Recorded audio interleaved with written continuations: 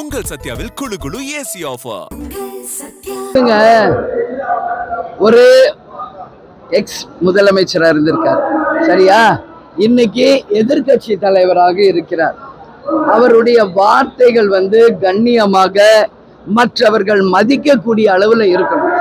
ஏதோ இந்த மூன்றாம் தரம் நான்காம் தரம் பேச்சாளர்கள் பேசுறது போல ஒரு முதலமைச்சர் வேட்பாளர் பேசுறது கண்டிக்கத்தக்க ஒரு விஷயம்.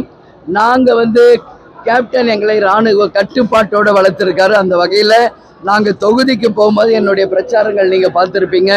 தொகுதிக்கு வந்தா வேட்பாளர்கள் அந்த தொகுதிக்கு என்ன செய்வாங்க, அதே போல எங்க கூட்டணி அண்ணன் ஸ்டாலின் அறிவித்த அறிக்கைகளை சொல்றோம்.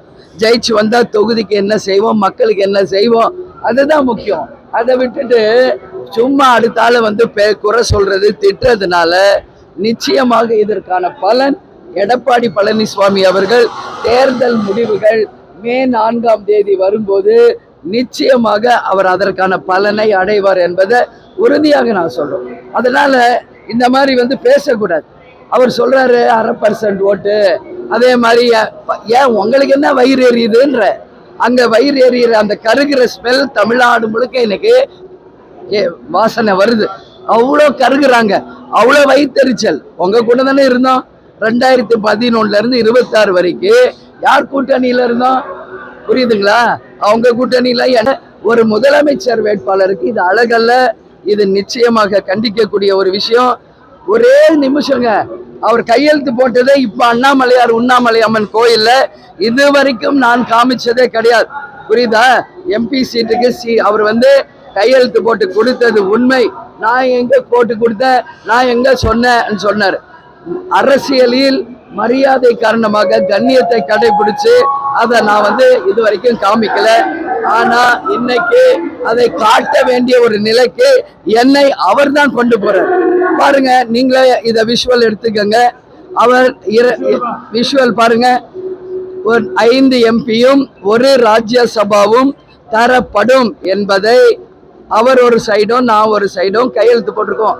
எந்த வருஷம் போட்டிருக்கோம்? மேல பாருங்க, 24 போட்டிருக்காரு.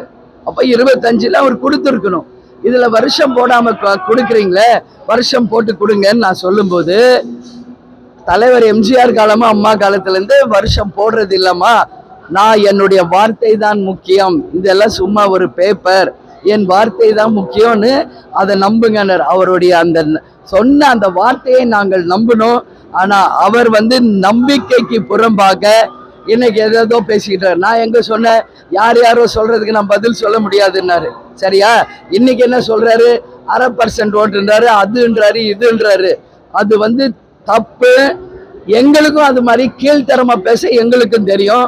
ஆனா நாங்க அண்ணா அவர்கள் சொன்னது போல கடமை, கண்ணியம், கட்டுப்பாடு, எங்க கேப்டன் எங்களுக்கு சொன்னது போல அந்த மரியாதையோட அரசியலை மரியாதையோட நாங்க நடத்தணும்னு நினைக்கிறோம். அதனால ஐசியூல இருந்த கட்சிங்கிறாரு. பக்கத்துல விஜயபாஸ்கர் அமைச்சரை வச்சுக்கிட்டு பேசுறாரு, அமைச்சருக்கு தெரியுங்கிறாரு. இவர் தான் சொல்றாரு, அமைச்சரை இருகின முகத்தோட தான் இருக்கார். இன்னைக்கு அதிமுக இருக்கிற அமைச்சர்களில் இருந்து கடைகோடி தொண்டர் வரைக்கும் அதிமுகவினரே இன்றைக்கு நாங்க கூட்டணியிலிருந்து வெளியே வந்ததை யாரும்